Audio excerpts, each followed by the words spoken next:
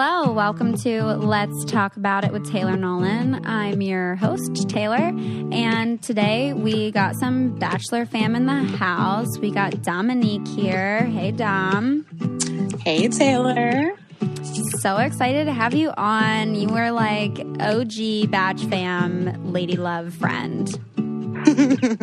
I know, but I'm like low key too, so people don't really know that I'm there, but we'll talk about that. Oh, no, you're so there. So part of why I want to have you on because, well, we became friends through Bachelor when you were on, and you were just like so nice, and you were like doing people's makeup, and you do like the most amazing, beautiful makeup. So you're rocking that even now. We're doing another FaceTime sesh. My first FaceTime recording was with Vanessa, and I had never done that before. Usually it's just either they're in person or it's, over the phone. So second FaceTime recording. But yeah, you and I have gone through our own stuff friendship wise, but then we also like individually, both throughout the show and post show, have like done a lot of personal work and dug into these different parts of our personalities. And I'm so proud of the work that you've been doing. And I feel like you've worked so hard on this stuff, and like I feel like it's really important stuff to share. And so I'm really happy that you're open to coming on and sharing this with people, even though I know it's uncomfortable. Yeah, I mean, I am proud of a lot of the personal work that I've done on myself. I think that's something people don't really talk a lot about. I think people kind of keep those sorts of experiences and stories with like inner close friends and family. That's not something they share on social media or on their blog or on their page. But I think this is a safe space to kind of share. And I feel like it's one thing I've also noticed just about my public profile, so to speak, is that, people don't really know me. They don't really know some of the struggles that I face. They don't really know my background. They don't really know more about me. They kind of know, that I do makeup and that, I'm cute and I run around LA and I have fun with my friends, but they don't really know, me. They don't really know my experience on the show. So are people going to like actually get to know you now? Is that what we're going to do here? And that sound means, dear God, I hope not. I'm just kidding. Yeah, I know. I think I'm in a space in my life now where I realize that if I'm going to get more out of life, I have to be vulnerable. There really is. I was just going to say, if there's anyone that like shows a more physical discomfort with being vulnerable, like it's you. Like when I think of someone being physically uncomfortable with vulnerability, you manifest that and display that the most of anyone I know. Yeah, I'm not even gonna lie. Like I will fidget, I will look away, I will just try to eject myself from that experience physically as much as possible. Because it's just uncomfortable. I also think that has a lot to do with like how I was raised and just not feeling like I had a safe space to be vulnerable. So as an adult, kind of learning how to lean into that or to be comfortable with that is like, yeah. Well, let's maybe start from there. Like how were you raised? Like how would you describe your childhood? I would describe my childhood as very interesting. I think my parents did the best that they could. I have to give them credit, like they were both, full-time working parents. My mom is a registered nurse and my dad at the time was working for Bear Stearns and worked full-time. So I didn't really see my parents a lot during the day. I spent a lot of my time with my grandparents and my sisters, and there was a little bit of a disconnect, but I think my parents did try really hard to be present with us when they did come home. Yeah. But I will say a lot of the times when me and my sisters had conflicts, because we had conflict a lot, It was really kind of like them two against me, or individual conflict between me and my younger sister, Christine, and me and my older sister, Lorraine. And then whenever we'd have those situations, my parents kind of just checked out a little bit. They kind of were like, can I just let you guys play this out? Sort it out amongst yourselves. They were more concerned with us being quiet. You know, they had a really long day. They didn't want to be bothered. They wanted to unwind. And the last thing they wanted to do was play mediator for, you know, a relatively small conflict that we have, you know, as kids. So, and now your background, you're Haitian, correct? Yeah. So both my parents are Haitian. Both my grandparents are Haitian. My parents. Did your parents grow up there? Yeah, I believe so. Okay. I don't know specifically where my grandparents were born per se, but I know both my parents were born in Port-au-Prince, and my dad spent most of his upbringing, childhood traveling throughout Europe, spent some time in boarding school there. My mom came here when she was 14, so they had very different sort of upbringings. Yeah.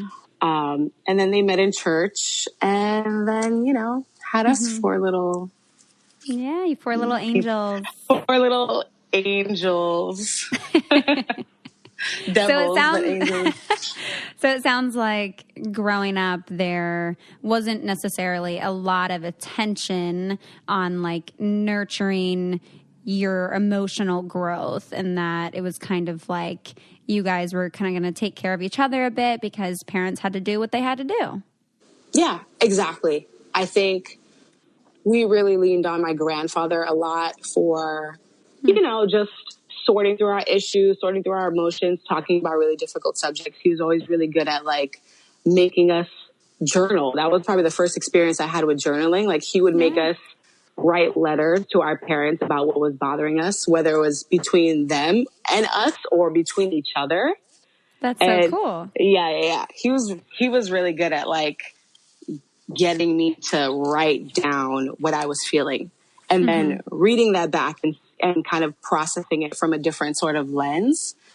And I think that was the first experience I had with just getting outside of my head, putting my thoughts and feelings on paper, and then having someone else to sort of bounce ideas off of and talk to and process.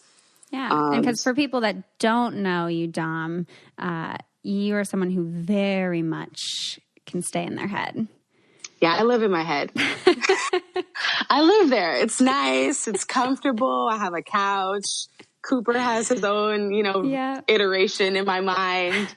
Yeah, we might hear some barks from Cooper, and we might hear some meows from Lily. We'll see how interactive they want to be in this conversation with us. Hopefully not as much. Hopefully not as much, because Cooper just has no chill, but you know that.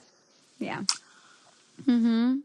So, I mean, it sounds like from a young age, you at least had one person in your life that was kind of encouraging you to get out of your head a little bit, to kind of start learning how to express yourself, at least through writing.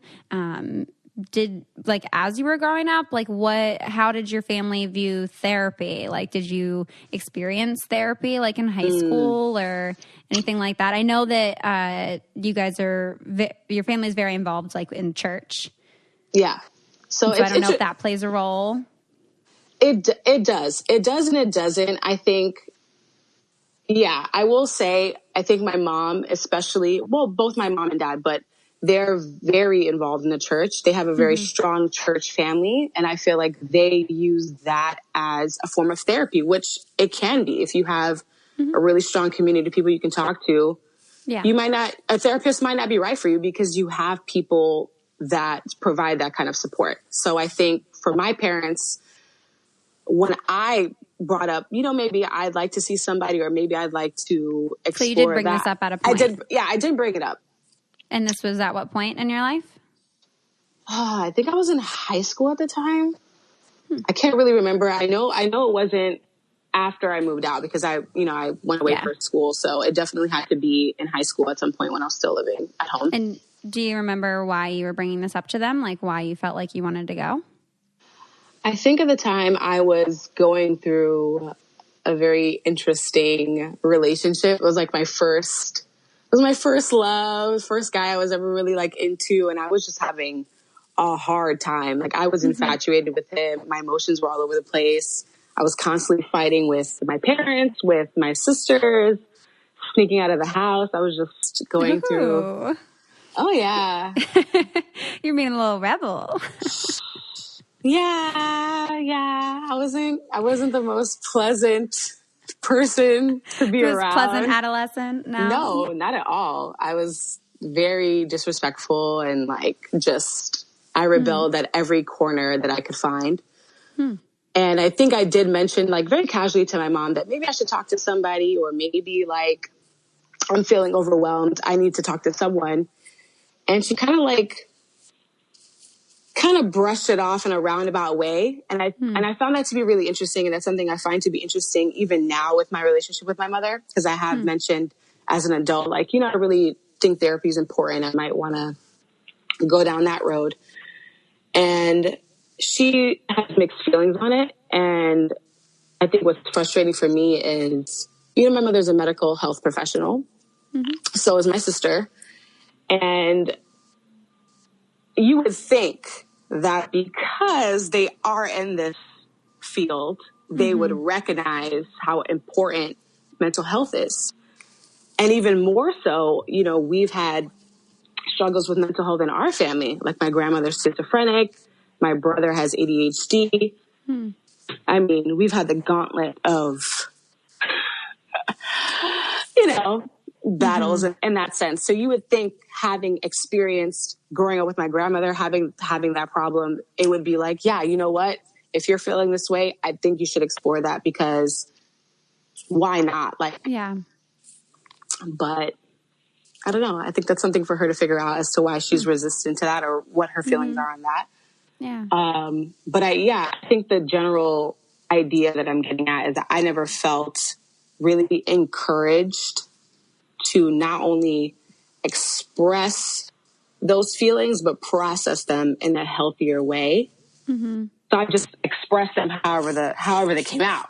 Yeah. I was just kind of like, well, if you don't want to talk to me about it, or if you don't want to help me figure this out, I'm just going to it's just going to come out in all kinds of ways. I'm just going to lash out. I'm going to do this. I'm going to do that, and let the chips fall where they may, kind of thing. So that went well. Yeah. Can you think of, like, was there a time or like something that you did at all where you were like, whoa, yeah, I should really like take a second and try to reflect on myself, or a moment where it's like, yeah, no, maybe I really do need therapy, or maybe that's something I really actually want because I just did this, or I just reacted like this? I can't think of anything specifically that I did, but I do remember several fights with my parents ended up with me like kind of getting kicked out of the house, even if it was for like a couple of hours, and finding myself outside the house by myself, wandering the streets. And I'm like, why am I out here? Why am I alone? Why, you know what I mean? Like, why do I feel isolated? So I think that was a point where I was like, okay, maybe there's an issue here. Yeah. Maybe I should talk to somebody, or at least try to understand why there's a disconnect between me and my parents, or why do I feel like the odd man out? Why do I feel like I'm different from my sisters, or I'm different from my brother, who, by the way, I have a brother who I frequently forget that. I have a brother. You do have a brother. I do have a brother. But this feeling of being isolated, this feeling like you're the odd man out, is this specific to your family life, or is that something that's kind of followed you in different areas throughout your life? It's definitely present in every aspect of my life, for sure. I think if I had to pinpoint where it started, definitely in my family life, for sure. Definitely feeling like my sister's a little bit more similar and I'm not.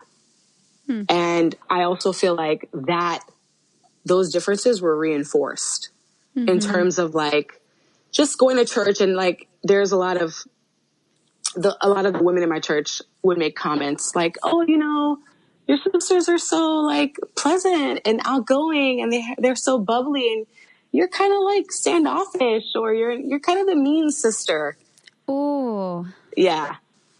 You're the mean sister. Yeah. Ouch. Yeah.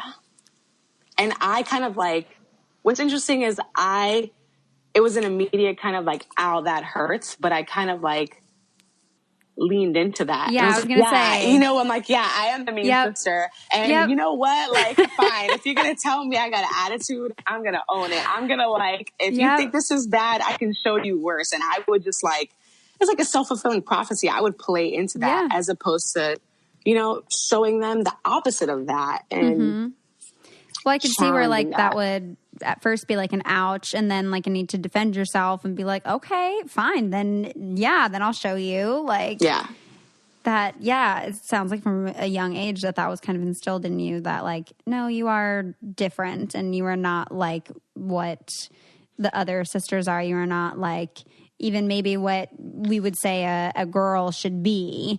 And therefore you're a little isolated. You're on the outskirts of things. Yeah.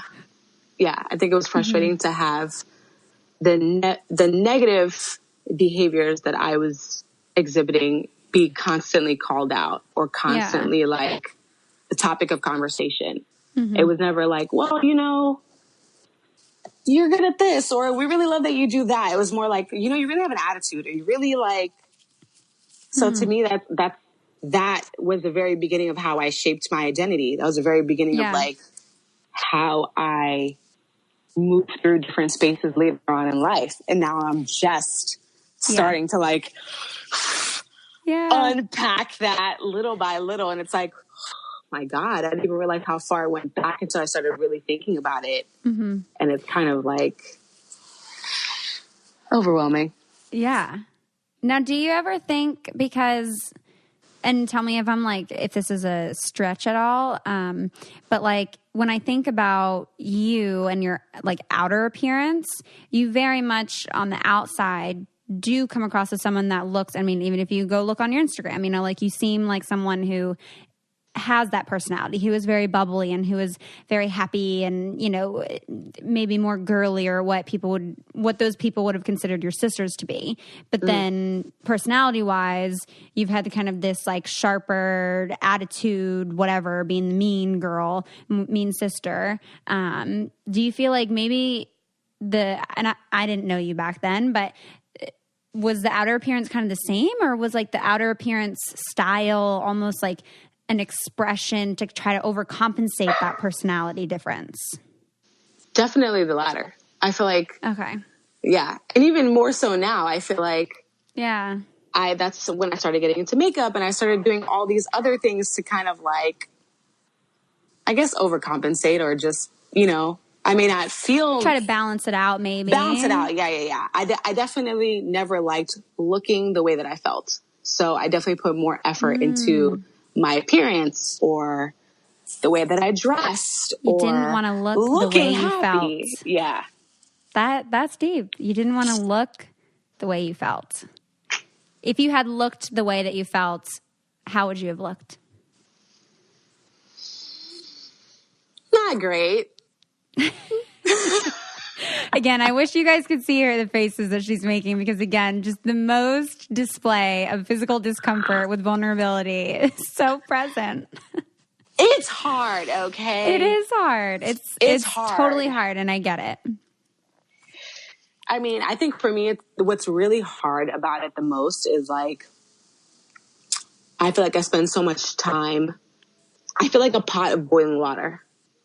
Does that make sense? And I feel like I spend a lot of time keeping the lid on the pot because I feel like if I let the lid off, everybody's going to get burnt. What are they going to get burnt by? Just my true feelings or what I think, or even if they don't get burned specifically by what I think or what I feel about them, but something hot is going to come out. Whether is the lid, who was the lid trying to protect? I feel like I'm both. Like I'm trying to protect myself. I'm trying to protect other people, but there's still a separation. Mm-hmm. And I feel like even with a pot of boiling water, when you let go of the lid, the steam and the bubbles release, and then eventually it dies down. Mm-hmm. I think I'm just afraid of that initial kind of like steam and bubbles and fireworks.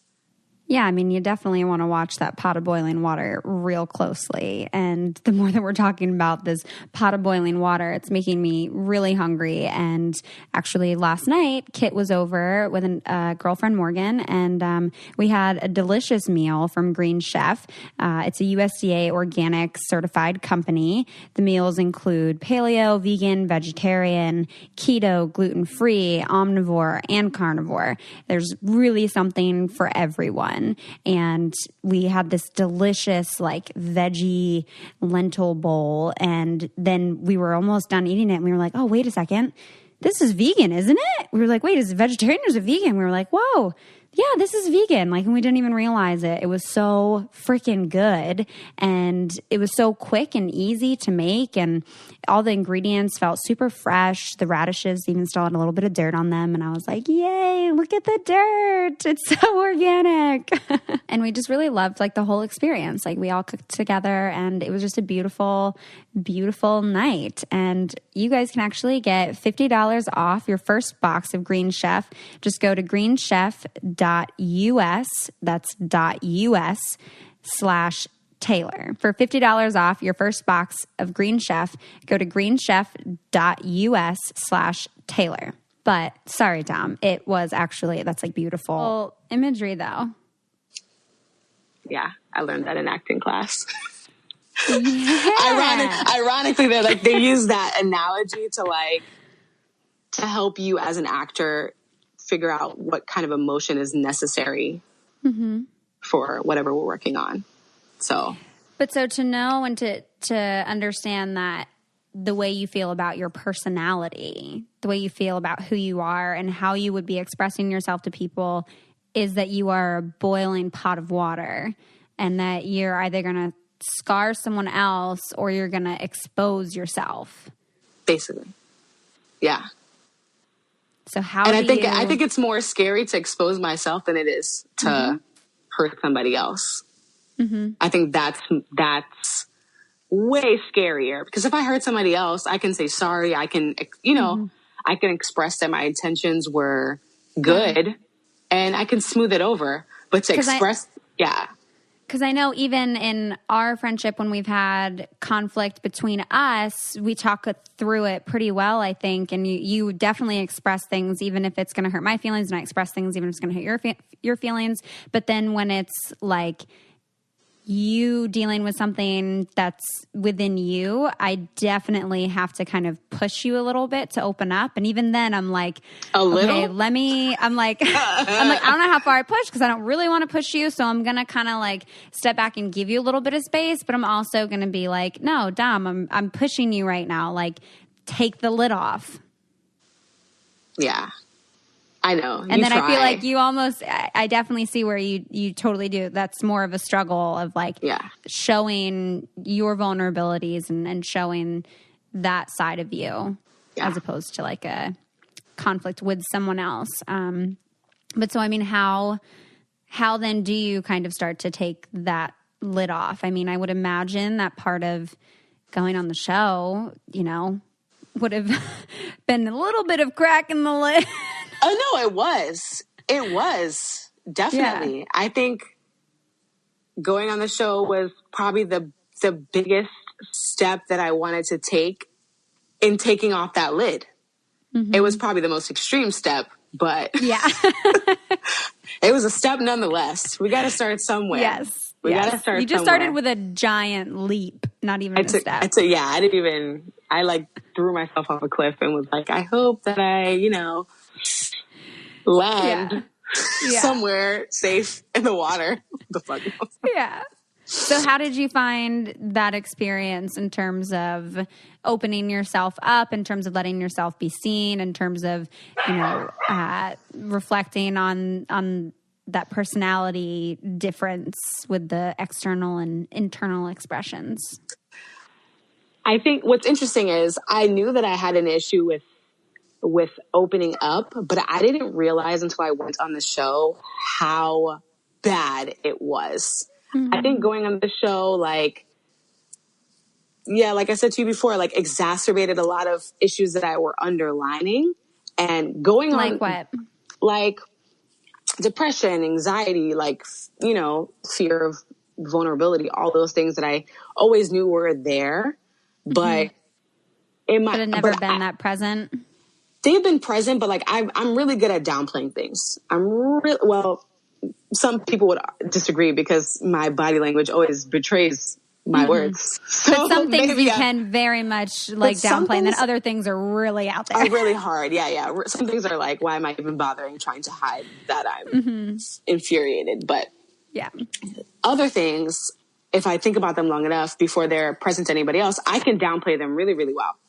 And I think struggling with depression, anxiety, I've been able to downplay it really, really well because it's a personal struggle. It's not something that other people can see. And you can have the pretty makeup, the cute outfit, exactly, post a pretty picture. No one's going to think. No one sees the anxiety of, trying to take a picture on self-timer when it's perched on 30 different things, and you trying to post before 5 o'clock in the afternoon because that's when engagement's high. Okay. Nobody knows.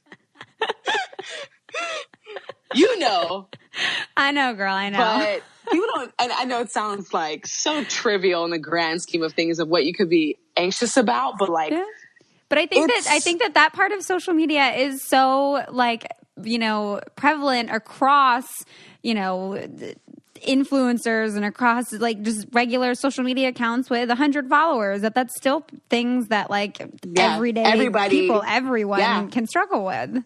Yep. There's that weird pressure, the highlight reel of Instagram, Exactly. But a lot of that nobody gets to see. That's all me dealing with in my private time. It's not on display, but going on the show is different because everything's on display. Everything's on display, you know? And what did you feel was most displayed of you, both on Bachelor and then Paradise? That's a good question. So I guess we were talking about this earlier before recording that Dom was like, I've done other podcasts, but I've never like done one that is this personal. Usually it's just all about the show, and that's a little less personal, and I doubt that even when you did questions on the show they asked a question like that. No, they just want to no, it's never this personal. It's always just like, how did you get ready? Where did you buy your clothes? Yeah. Just a lot of like fluff. So of course it's easy to talk about. Yeah, this is no fluff. This is like sharp edges and deep black holes of emotion. But, it's fine. It's fine. We'll get there. It's a step. It's a step. I'm definitely way more open to it now, for sure. Had you tried to have this conversation with me a year ago, it would have like not happened. I would have been like, it's a hard pass. No. Well, and so I think part of watching the show, you were able to reflect on some things. And I definitely want you to share a little bit about what those things are, because then they kind of led you down, I think, this path that you're kind of on now, this real focus on your personal development. Right. So I think, again, for me, it always boils down to vulnerability. Always. As much as I try to get away from it, like everything boils down to that. And I think on our season, absolutely, people didn't really get to know me that well. Nick didn't really get to know me that well. Some of the other girls didn't get to know me that well. And it's a shame in hindsight because I think there's so many great things to get to know about me, but things play out. I'm glad you think that. I do. I'm like, yo, Nick did not even know that I'm popping, but it's fine. It's okay. It's fine. I know you popping. I know you're popping. And the people who need to know. But I think in that scenario, it would have been nice for other people to know, for everybody to know. And to get an alternate sort of feedback about who I am as a person, as opposed to, you have an attitude, you're miserable. It would be nice to be like, you're a really positive person, or you're really funny, or you're really sassy, or you're talented, or whatever it is. So I think that would have been a great opportunity for that. And I'm lucky that I still got that. You know what I mean? Even with the small amount of airtime that I did get, I still got a lot of positive feedback from people. So good. I don't regret that at all. But I do think because I was scared to open up, my conversations with Nick were very surface level and very kind of like, there were a lot of it was, half the time I didn't even know what to ask him. You know what I mean? Like, when I did want to go pull him aside, I was like, I don't even know what to talk to him about. I don't even know what to ask him. I don't even know where to start. I don't even know what I would want to share by myself. I thought. Do you feel like that's normal in your, like, before the show dating? That was the same way? God, yeah. Okay. Yeah. Now, not so much. I think I've gotten. Say Paradise, when you went on your date with Diggy.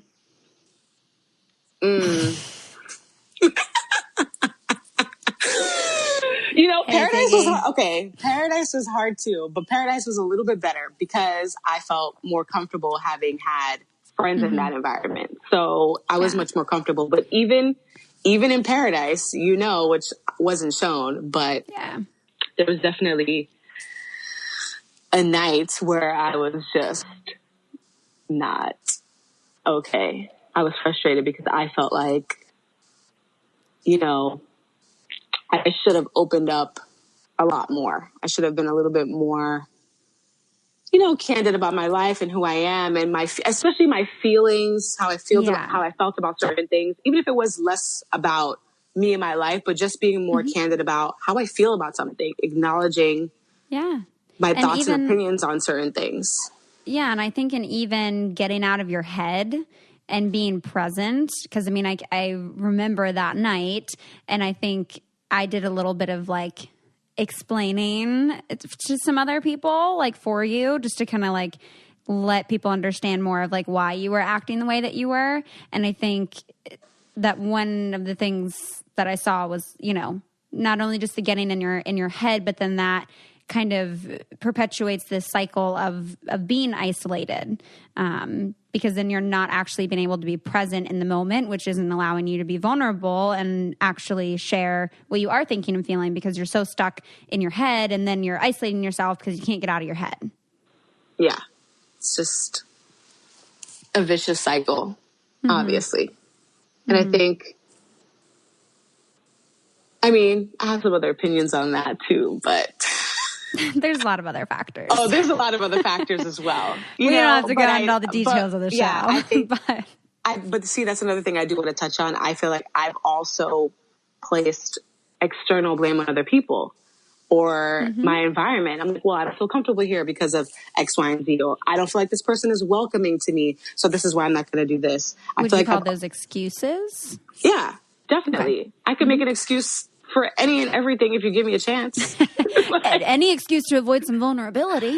I can give an excuse to do anything I don't want to do. I think anybody can relate there. But especially being vulnerable, please. You're going to really see the gauntlet of excuses come out. I'm going to get real creative. Yeah. About. And so how then do you feel you've progressed in terms of like opening up and leaning into vulnerability post everything with the show?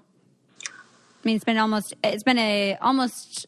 over a year since Paradise was filmed. Yeah.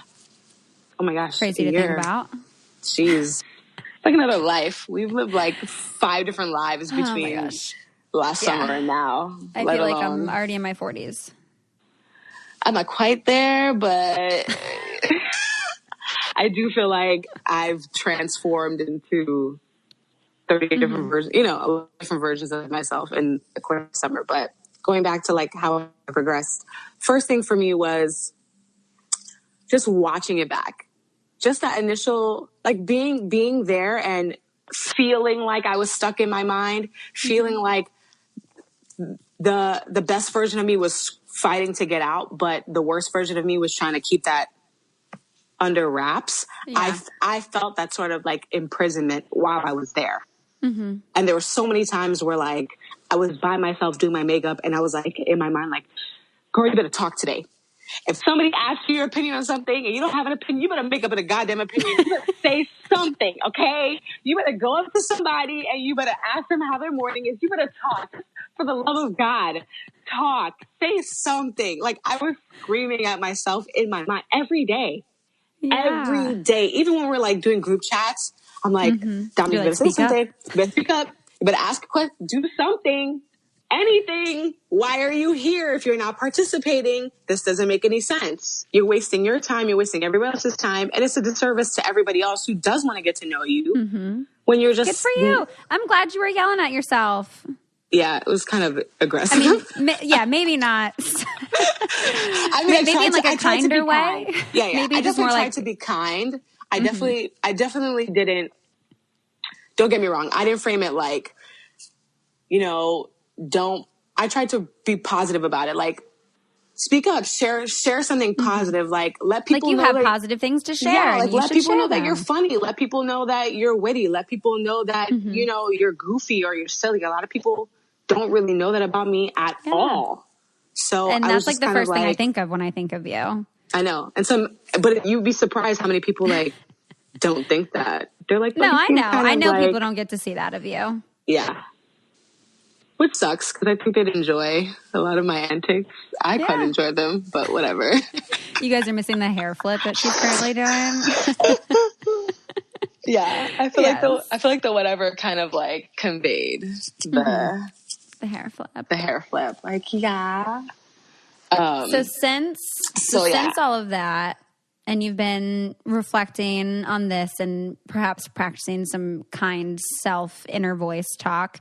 Has therapy been a part of your, personal development journey post show? Seeking therapy, yes, but being in therapy, no. That's still something that I haven't been able to consistently do for so many other reasons. But I got to a point where I was like, I don't like the way that I'm feeling. I don't like feeling like when I'm in a social setting, I feel isolated, even though I'm invited into that space and I'm socializing with people on a basic level. I still felt like I wasn't there. I still felt like I wasn't a part of the group. I didn't feel like I belonged there. And I just got to a point where I was just so tired of feeling that. I felt like I'm never going to have the relationships that I really want in life, whether they're platonic, romantic, or even just better relationships with my sisters or my mother, if I don't, A, speak up, or B, just let people see me. And if they like it, they like it. If they don't, they don't. But like being okay with that. Are you getting emotional? It's just really sweet. I'm glad. It just makes my heart very happy to hear you say these things. Don't get me emotional, okay? I don't got time for this. Speaking of being vulnerable, and I'm like, I don't got time for this. Do you see excuses?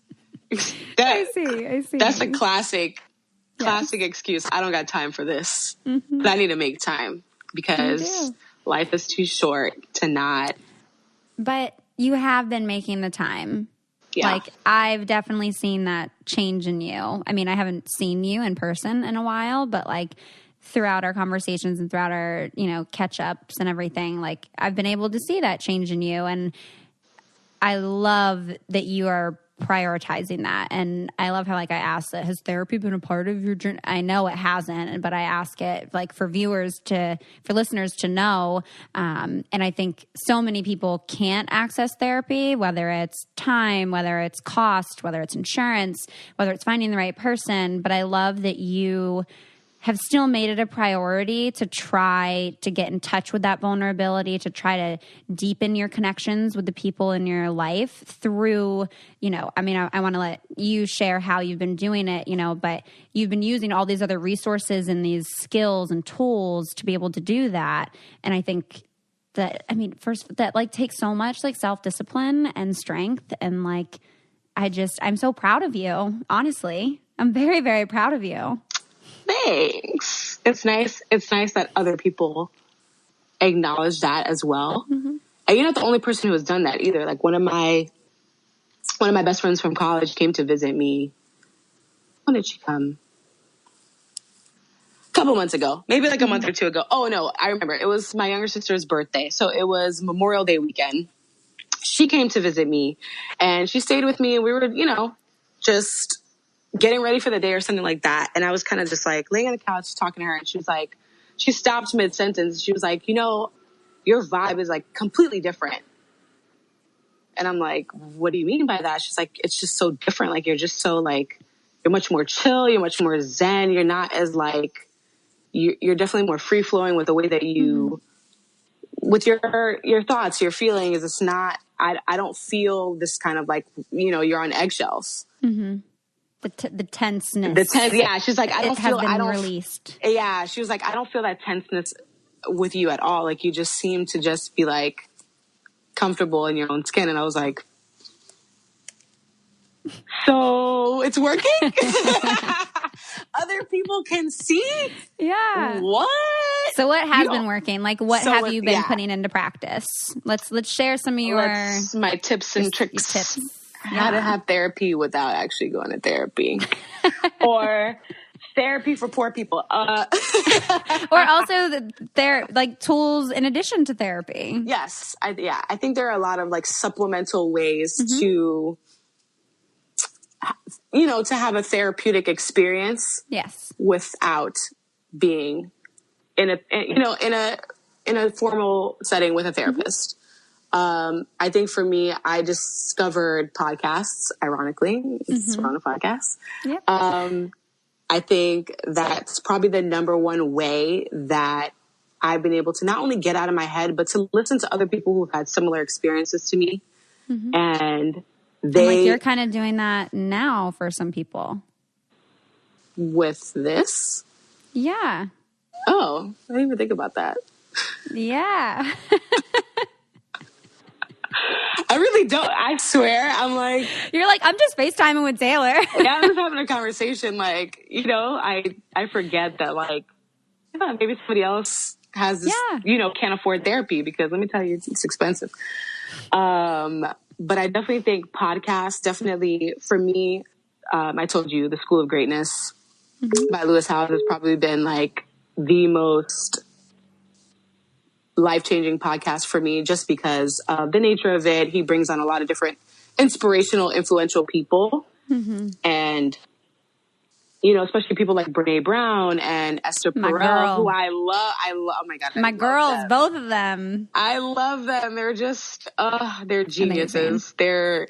They're invaluable in ways that don't even make sense. But have you read Brené's books? So I read Braving the Wilderness. Okay. Which was phenomenal. And I specifically wanted to start there because like that is the epitome of my struggle in life. Being brave, being vulnerable. So you should totally, Daring Greatly is like the first or second one that I read of hers, that and then Rising Strong. Both amazing. Daring Greatly, we did an episode on a few episodes back, because the whole focus of it is vulnerability. Yeah. And Rising Strong is kind of like, once you've been vulnerable and maybe it didn't go so well. Back. Yeah. Oh, that's next on my list. Because that's the other side of it. Like, it's working up the courage to be vulnerable, then being vulnerable, and then afterwards. It's there's like a beginning, a middle, and end to any process. So I'm definitely in the middle part of just being vulnerable and let the chips fall where they may. And then I will address, how to move forward from there and how to react when people react to me. And it's a learning process. Every time I think, I'm like, okay, I've mastered this part. I'm good. Negative. Nah, it's always a process. No, it's a process, but it's always a process. Yeah. So we've got podcasts. Reading Bravely the Wilderness definitely helped for me. Or reading any book about self-discovery, knowing your self-worth, discovering that, trying to figure that out. Anything that's uplifting, but also realistic. I feel like it's been important for me, because it's hard for me to get caught up in like, everything happens for a reason. Life's going to work out for you. It's going to be so great. If you just believe, like, I'm such a realist. I'm like, nah, I got to put in the work. Yeah. I got to put in, I could believe till I'm blue in the face, but like, I'm like action oriented. I need practical steps. I need tools, tangible things that I can do. I need to feel like I'm actually doing something. Because Has there been like any one specific thing that you've done where you felt like, whoa, I really just put that into practice and that worked out for me? Yeah. So I think top 3 things that are tangible things that I've done is number 1, journaling. So I bought a journal at the very beginning of the year and I was like, I'm going to journal this entire year. I don't care if I do it. I didn't like impose a specific structure of I have to journal daily, I have to journal weekly, whatever. I was like, I'm going to journal whenever I feel like it. I'm going to journal, especially when I have a very overwhelming day. I need to get that on paper. I'm going to journal, especially when I'm excited and happy, because I want those moments to be captured too. So that when I read this at the end of the year, I can see the highs and the lows. And I can see like, it's not all bad. There are some good moments too. So I want all of that to be there. So journaling has definitely helped me a lot, especially when in June, I went back and read from January to June, just like the first half of the year. And but my mind was just blown at like the roller coaster that was just 6 months. Yeah. But I also noticed that the way that I ended every journal entry was kind of on a positive moving forward kind of note. That's how I do mine. I do like 1 page, unless I haven't journaled for like 2 weeks or something, then I'll do 2 pages. But as I get to the end, it's always some kind of a positive, some kind of uplifting as to how I want to move forward. Exactly. And I didn't even realize I was doing it until I went back and reread it. And I was like, oh my God, that's so great that my mind was doing that. I wasn't even conscious of it. Like I always ended it like, you know what? Going forward, I'm going to do this differently, or I'm really glad that I did that, or so on. And so every single one is ended that way. And I was like, whoa. Mind blown. Mind blown. And so you got 2 other things. 2 other things. So obviously we mentioned that I get physically like in knots when I'm uncomfortable.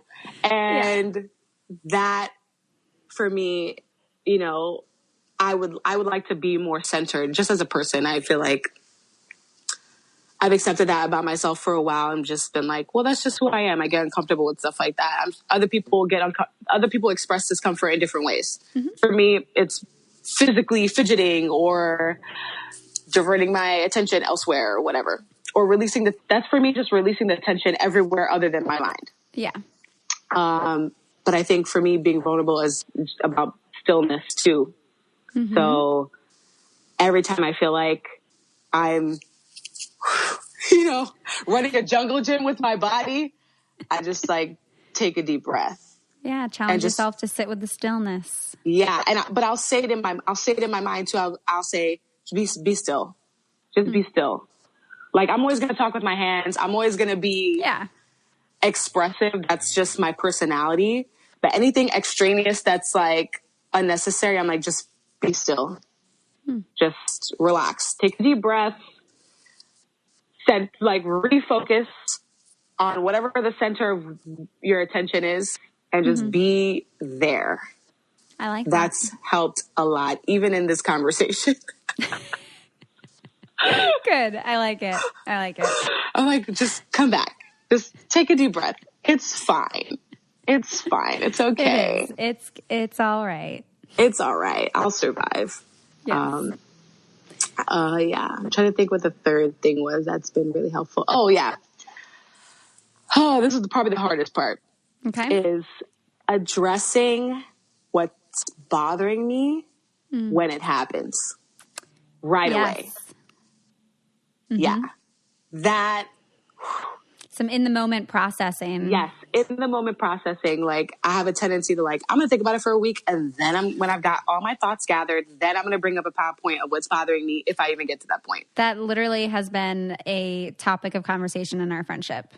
Yeah. Where something's bothered you, but then it doesn't come up until like a week or two later. And then I'm like, well, what, if you had just said something in the first place? But in my mind, I couldn't say something. In my mind, I was like, it's not the right time. It's not going to come out the way that I want because, like I said, my physical experience of discomfort is so overwhelming that I can't even put it into words. I can't even say what I want to say because I physically feel like I'm choking.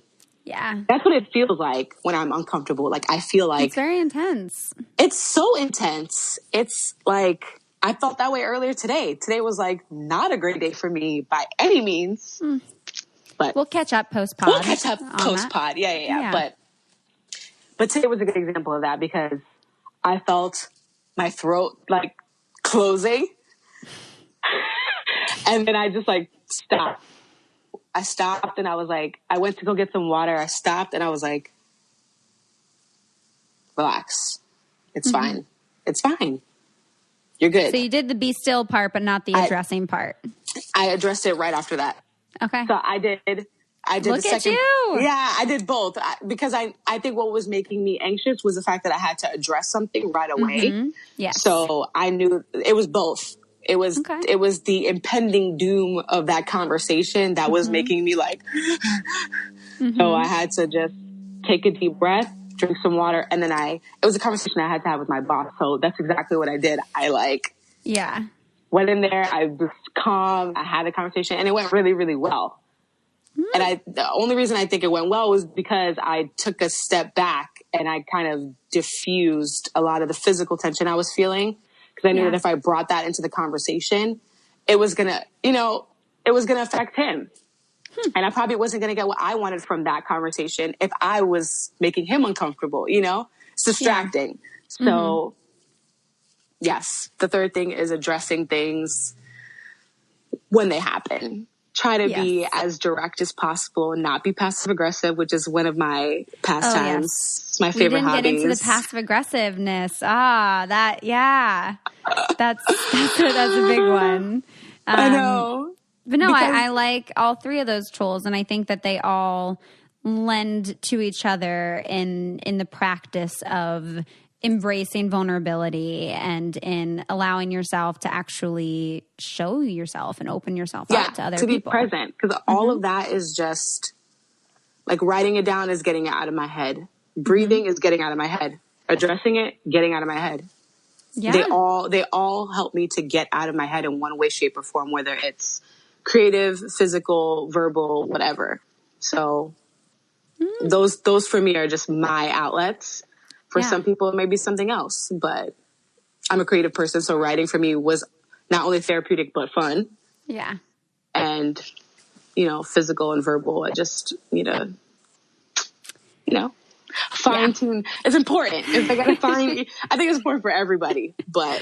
Yeah, no, I'm sure that those three tools will definitely help someone else listening. And I know that they definitely help me in terms of reflecting on my own stuff. But anything else, like before we kind of wrap up, that like you feel is really important that you want people to know, whether it's about you or just about like this whole kind of little journey you've embarked on of personal development? I will say that it's worth like temporary discomfort for like long lasting happiness. Yes. Just the same thing with success. Failure is not the opposite of success. It's a part of it. Once you accept that, then it makes it a little bit easier to lead into that because like, okay, if I, like they say, if you're going through hard times, keep going. Yeah.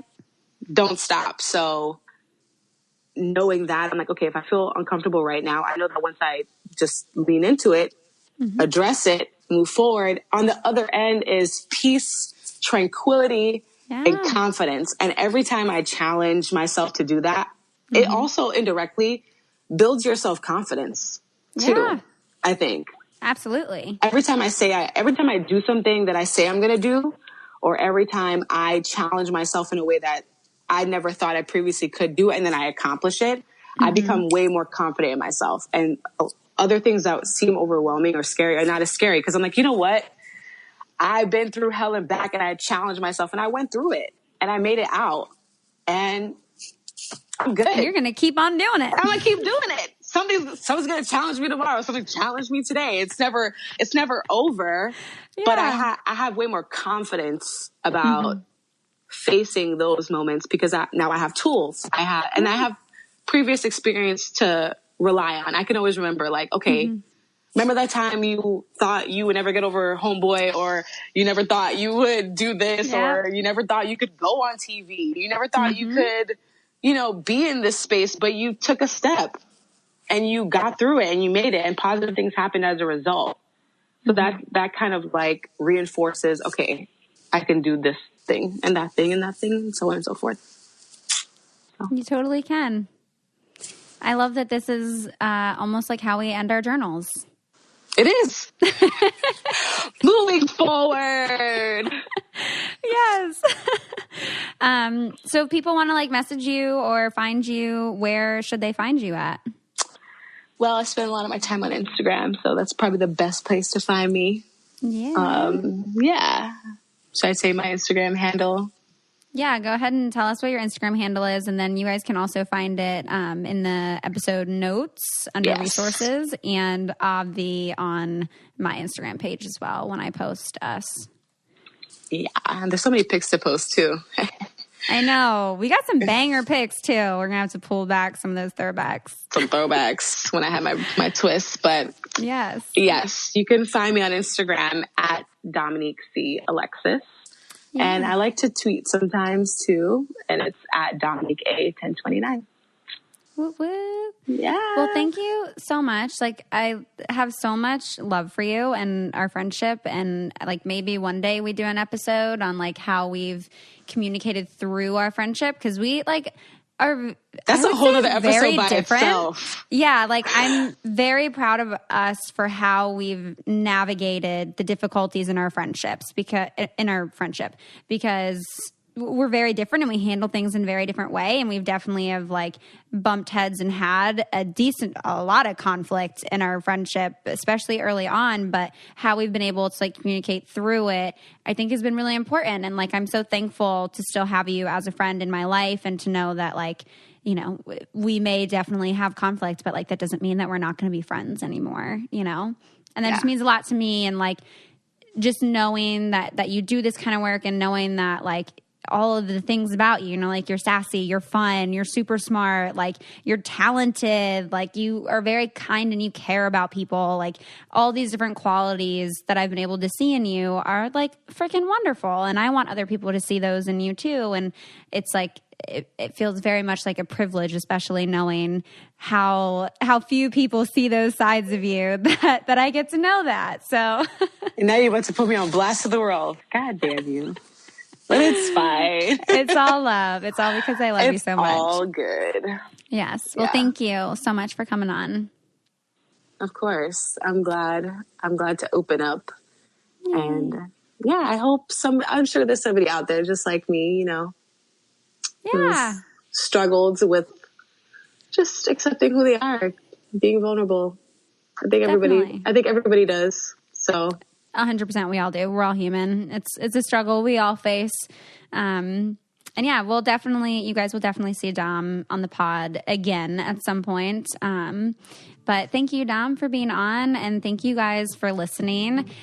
Please head over to iTunes and you can leave a review and like let me know what you're taking away from the pod. And you can also email questions or topics that you want to see us discuss on here at ask.letstalkaboutit@gmail.com. And you can also find us on Instagram at letstalkaboutit_podcast. But thank you so much. I hope you guys have a great week, and I will talk with you next time.